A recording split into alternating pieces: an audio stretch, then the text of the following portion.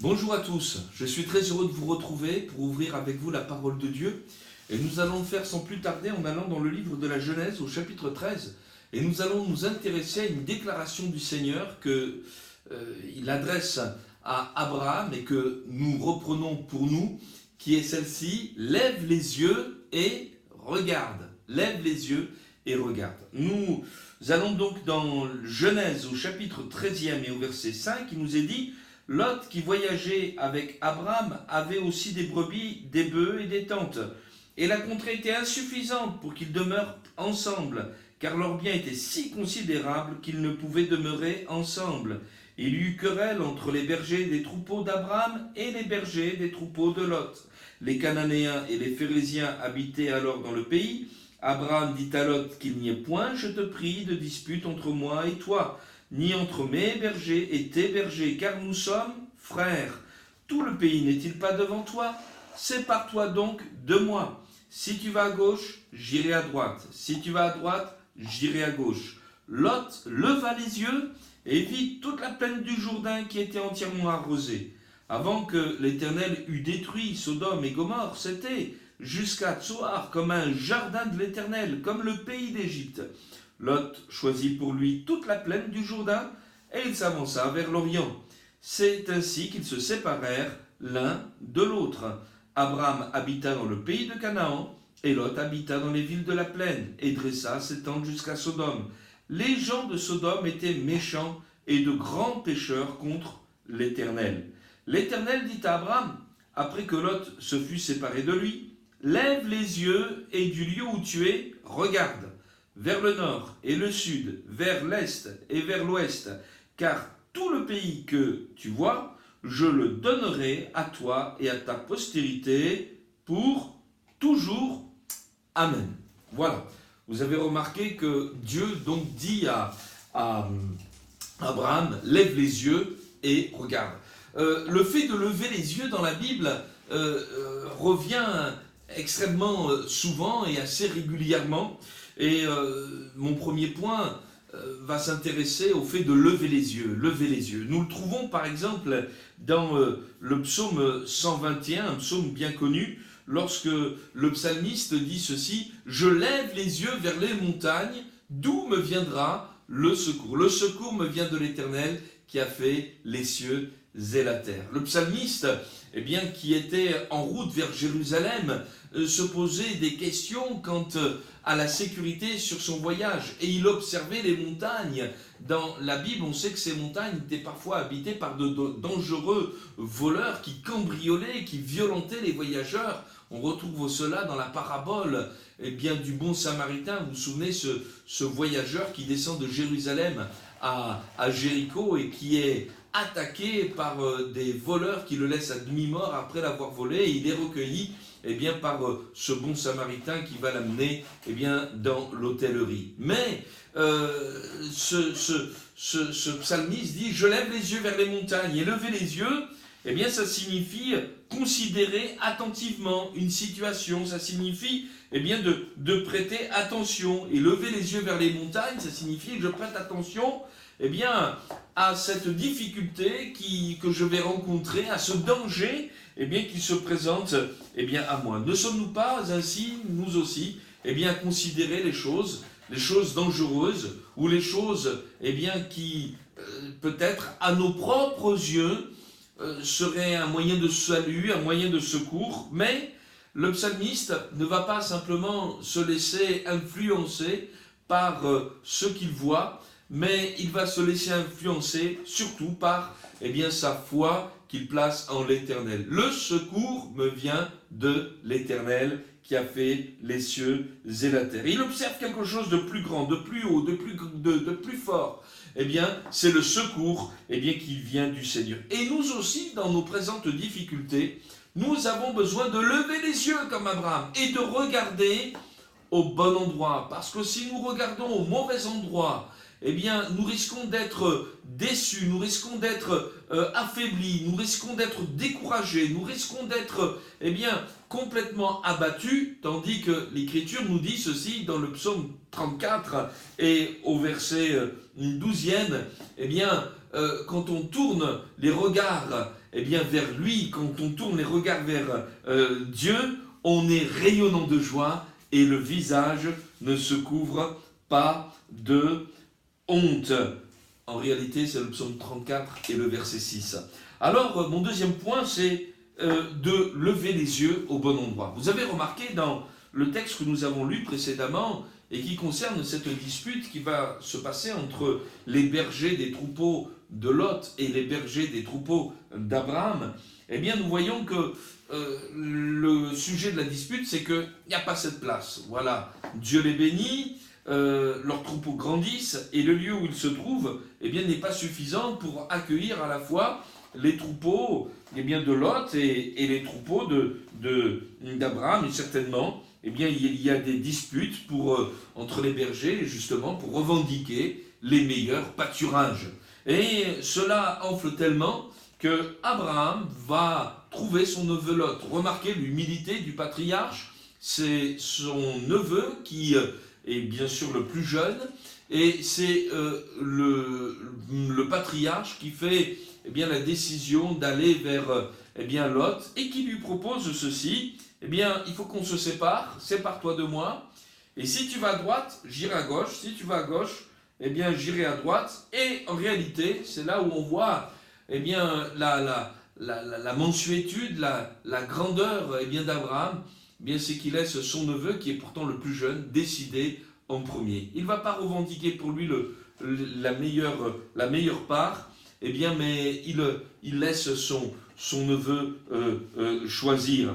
Et on s'aperçoit que le choix de Lot va se faire lorsqu'il va lever les yeux et voir toute la plaine du Jourdain. Il va voir là une plaine entièrement arrosée avec ce fleuve, le Jourdain, avec les rives verdoyantes. Quel meilleur endroit peut-il exister lorsqu'on a des troupeaux, lorsqu'on a des brebis, il y a là de l'herbe fraîche.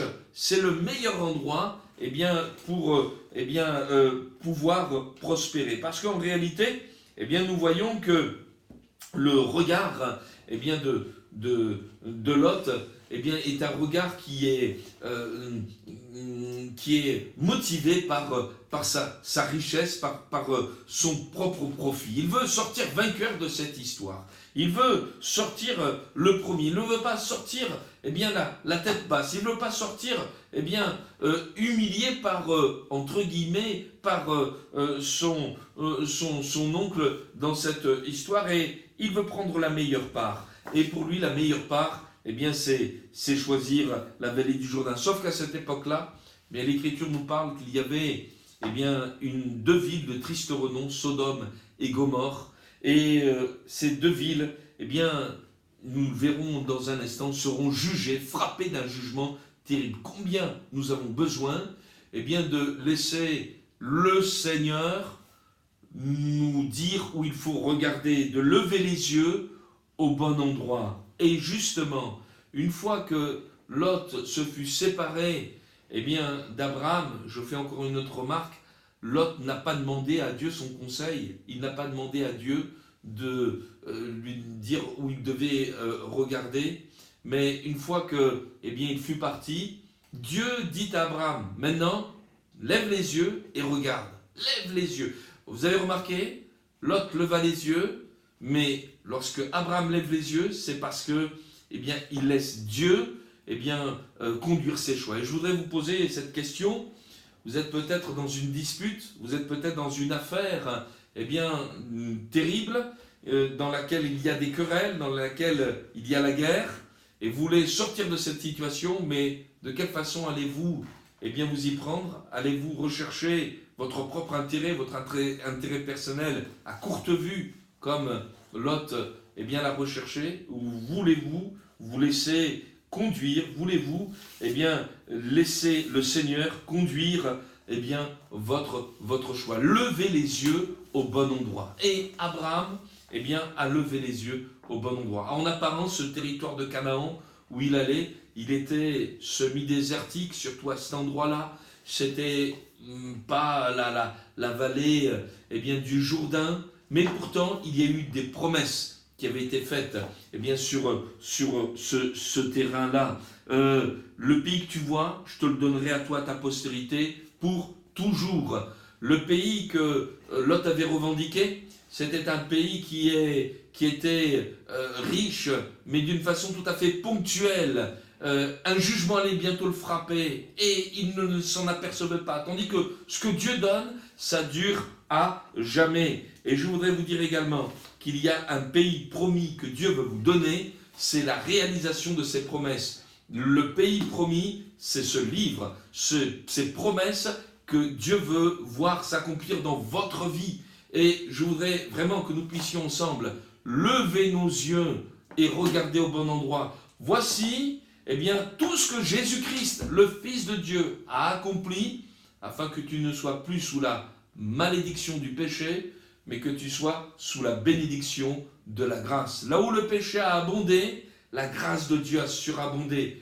Lorsque Abraham était dans la maison de son père, Dieu lui avait parlé en disant « Mais quitte la maison de ton père, va-t'en de ce pays et va dans le pays que je te montrerai, et c'est là que je te bénirai. » Et Abraham fut parti sans savoir où il allait, mais il eut confiance en son Dieu, et Dieu le bénit là. Peut-être que quelqu'un au milieu de nous a-t-il besoin d'être éclairé, que son regard soit éclairé sur ce qui est important dans votre vie. Dans la Bible, il nous est parlé d'un homme qui était gardien de prison, un geôlier, et il avait deux fameux prisonniers ce jour-là, qui se nommaient Paul et Silas.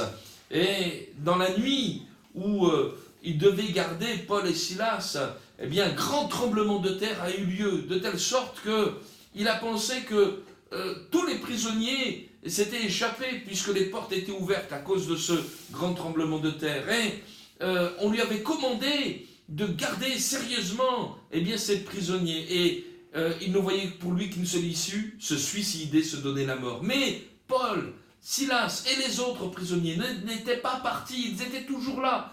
Et dans la pénombre de cette nuit terrible, Paul va crier « Ne te fais pas de mal, nous sommes tous ici !» Et le geôlier qui va demander de la lumière posera cette question « Seigneur, que faut-il que je fasse pour être sauvé ?» Et Paul et Silas répondirent, acte 16, verset 31, « Crois au Seigneur Jésus-Christ et tu seras sauvé, toi et ta famille. » Cet homme regardait la mort comme la seule issue possible pour lui, mais Dieu avait préparé pour lui un plan d'amour, un plan de salut. Il fallait regarder à Jésus. Savez-vous que Dieu vous aime? Savez-vous que même si vous êtes présentement dans vos péchés et que vous êtes dans une querelle et une inimitié à l'égard de Dieu, Dieu vous aime quand même et qu'il vous apporte la réconciliation, qu'il a payé la dette de votre péché en donnant son Fils Jésus-Christ. Et l'Écriture nous dit que là, où le péché a régné, Jésus a donné sa vie. Le salaire du péché, c'est la mort.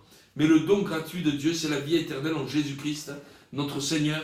Savez-vous que, il vous est possible de faire la paix encore aujourd'hui en regardant au bon endroit. Et Abraham a regardé au bon endroit, à l'endroit où Dieu allait bénir, à l'endroit où Dieu, allait poser sa main. Le troisième point que je voudrais voir avec vous, c'est que effectivement, il faut regarder au bon endroit. Il faut regarder au bon endroit. Il y a dans la vie d'Abraham un récit tout à fait particulier qui représente en réalité même toute sa vie. Ce moment où Dieu va lui demander de lui offrir son fils unique, Isaac. C'est ce fils qui était le fils de la promesse, et Abraham s'attendait depuis des années à avoir la naissance d'un enfant avec Sarah. Je passe sur certains détails et finalement cet enfant va naître, et alors que cet enfant commence à grandir, Dieu lui demande de lui offrir cet enfant, de lui offrir en sacrifice. Et dans le livre de la Genèse au chapitre 22, Dieu lui dit au verset 2, « Prends ton fils, ton unique, celui que tu aimes, Isaac, va-t'en au pays de Morija et là offre-le en holocauste sur l'une des montagnes que je te dirai. Et Abraham se leva de bon matin et sella son âne, etc. Et l'Écriture nous dit, eh bien au verset 4, le troisième jour, Abraham, levant les yeux, vit le lieu de loin. Et il va y avoir, à partir du verset 7, eh bien une conversation entre le fils et le père. Et Isaac, le fils, parlant à Abraham son père, dit « Mon père ». Et il répondit « Me voici mon fils ». Isaac reprit « Voici le feu et le bois, mais où est l'agneau pour l'holocauste » Abraham répondit « Mon fils, Dieu se pourvoira lui-même de l'agneau pour l'holocauste. » Et ils marchèrent tous deux ensemble. Et lorsqu'ils furent arrivés au lieu que Dieu lui avait dit, Abraham y leva un autel, rangea le bois et lia son fils Isaac et le mit sur l'autel par-dessus le bois. Et puis Abraham étendit la main, prit le couteau pour égorger son fils. Alors un ange de l'Éternel appela des cieux et dit « Abraham, Abraham !» Il répondit « Me voici ». L'ange dit « N'avance pas ta main sur l'enfant et ne lui fais rien, car je sais maintenant que tu crains Dieu et que tu n'as pas refusé ton fils, ton unique. » Abraham leva les yeux et vit derrière lui un bélier retenu dans un buisson par les cornes. Et Abraham alla prendre le bélier, l'offrit en holocauste à la place de son fils. Voyez-vous, encore cette situation où Abraham a levé les yeux. Dans un premier temps, il nous est dit au verset 4e que Abraham va lever les yeux vers le lieu de l'épreuve, vers le lieu du sacrifice. Il a bien vu qu'il y avait cette épreuve, mais il a vu également qu'il allait s'appuyer sur le Seigneur. Je lève mes yeux vers les montagnes. D'où me viendra le secours? Le secours me vient de l'Éternel. Il a accepté cette épreuve. Et il a accepté cette épreuve parce qu'il aimait le Seigneur, parce que, eh bien, il voulait obéir au Seigneur. Et vous savez, lorsque on veut plaire à Dieu, lorsque on veut servir le Seigneur, eh bien, on rencontre des épreuves. La Bible nous dit ceci, que tous ceux qui veulent vivre pieusement en Jésus-Christ seront persécutés. On se bat parfois par des gens, on a parfois des ennemis qui sont des gens qui ne nous aiment pas. Ça ne veut pas dire qu'on les aime pas, mais eux ne nous aiment pas parce qu'on est des chrétiens, etc. Parfois on se bat contre soi-même, contre ses désirs naturels, charnels, et on ne veut pas y obéir parce qu'on veut suivre la volonté de Dieu, parce qu'on aime le Seigneur. Eh bien, ici, c'est la même chose. Il a bien vu le lieu de l'épreuve. Il a compris que c'est là que Dieu le menait. Mais je lève les yeux vers les montagnes. D'où me viendra le secours? Le secours me viendra de l'Éternel. Seigneur, si tu me dis d'aller là-bas vers cette épreuve, je sais, Seigneur, que tu m'en feras sortir vainqueur. Parce que tu ne peux pas te contredire, Seigneur. Tu ne peux pas promettre quelque chose et l'enlever ensuite. Tu n'es pas ainsi, tu n'es pas trompeur, tu n'es pas menteur. L'homme est menteur, l'homme est capable de tromper, mais pas toi, Seigneur. Tu es saint, et ce que tu dis, demeure éternellement. Alléluia. Et dans le livre des Hébreux, dans le Nouveau Testament, il nous est fait mention encore une fois de cet épisode, parce qu'Abraham, en raison de tout cela, apparaît aux yeux de Dieu et à nos yeux comme un héros de la foi, quelqu'un qui marche avec le Seigneur. Et il nous est dit, ceci, c'est par la foi qu'Abraham offrit Isaac lorsqu'il fut mis à l'épreuve et qu'il offrit son fils unique, lui qui avait reçu les promesses et à qui il avait été dit en Isaac sera nommé pour toi une postérité. Il pensait que Dieu est puissant, même pour ressusciter les morts, aussi le recouvra-t-il par une sorte de résurrection. Et oui, alors que le couteau allait s'abattre sur Isaac, Dieu a pourvu au salut de son enfant. Il y avait là, retenu par les cornes derrière lui, un bélier qui était déjà préparé. Il suffisait de regarder derrière, il suffisait de se retourner, de lever les yeux et de voir que Dieu avait préparé un moyen de salut. Je voudrais vous dire ceci, c'est que lorsque Jésus-Christ, le Fils de Dieu, s'avancera devant Jean-Baptiste afin d'être baptisé par lui, Jean-Baptiste, le dernier prophète de l'Ancienne Alliance, dira ceci: « Voici l'agneau de Dieu qui ôte le péché du monde. » Et Jésus est en quelque sorte ce bélier retenu par les cornes, celui qui s'est offert lui-même à la croix du Calvaire. Et là, à la croix, il a vaincu la mort, parce qu'il est ressuscité. Il a vaincu le péché, parce qu'il n'a pas reculé. Il a été jusqu'à la mort, plutôt que de désobéir. Et il s'est chargé de nos iniquités pour payer notre dette.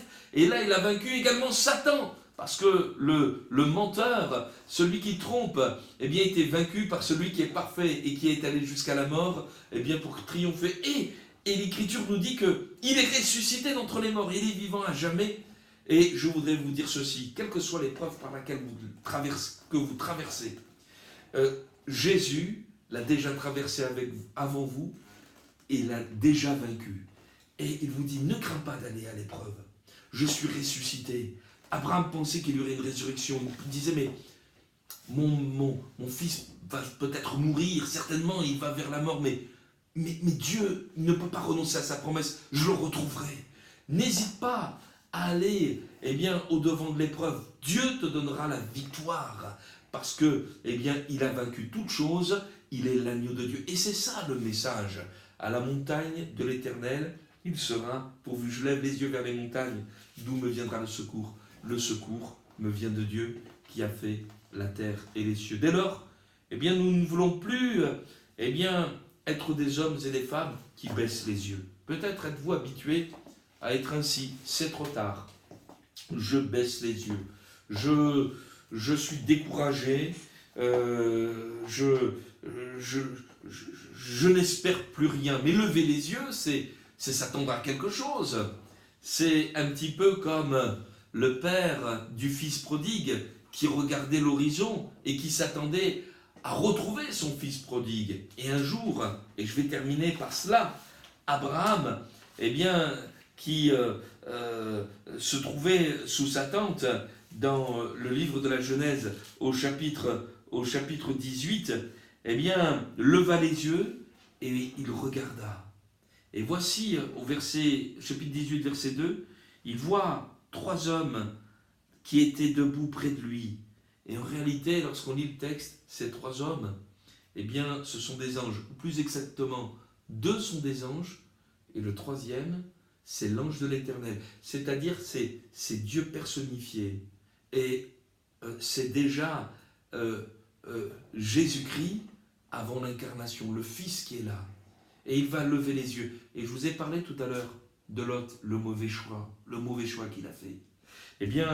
Dans cette rencontre, il va lever les yeux, il va les recevoir et il va s'entretenir particulièrement avec l'ange de l'Éternel.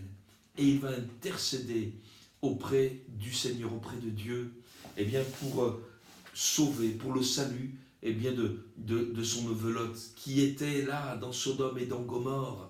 Le jugement allait frapper, une pluie de feu, de soufre allait s'abattre sur cette ville et ces 2 villes et complètement les détruire en raison du péché de ses habitants. Savez-vous que notre monde va vers sa fin? Savez-vous que notre monde est appelé également à un grave et difficile jugement? Mais l'Écriture nous dit, crois au Seigneur Jésus, vous vous souvenez? Et tu seras sauvé, toi et ta famille. Et il a intercédé pour le salut de son neveu Lot. Et Dieu a répondu à la prière. Les 2 anges sont descendus à Sodome et ont sorti Lot de la ville pour que celui-ci soit sauvé avant que la pluie de feu et de soufre ne frappe la ville. L'emplacement de Sodome et Gomorrhe est actuellement la mer morte, cette mer salée qui a été frappée il y a des siècles, des millénaires de cela, par un châtiment divin. Je voudrais vous dire que nous avons besoin de lever les yeux. Lève les yeux. Peut-être y a-t-il des montagnes devant toi. Lève les yeux vers le secours que le Seigneur te donne. Lève les yeux au bon endroit, à l'endroit où Dieu veut te bénir, l'endroit de la foi, ton pays promis, c'est celui-ci. Lève les yeux vers l'agneau de Dieu qui a déjà tout traversé, tout vaincu pour te donner la victoire. Et lève les yeux vers celui qui est le Sauveur, vers celui qui a la puissance d'arracher au mal, d'arracher au danger. Place ta foi dans celui qui t'aime, parce qu'il n'a pas changé. Jésus-Christ est le même, hier, aujourd'hui et éternellement. À très bientôt. Que Dieu vous bénisse.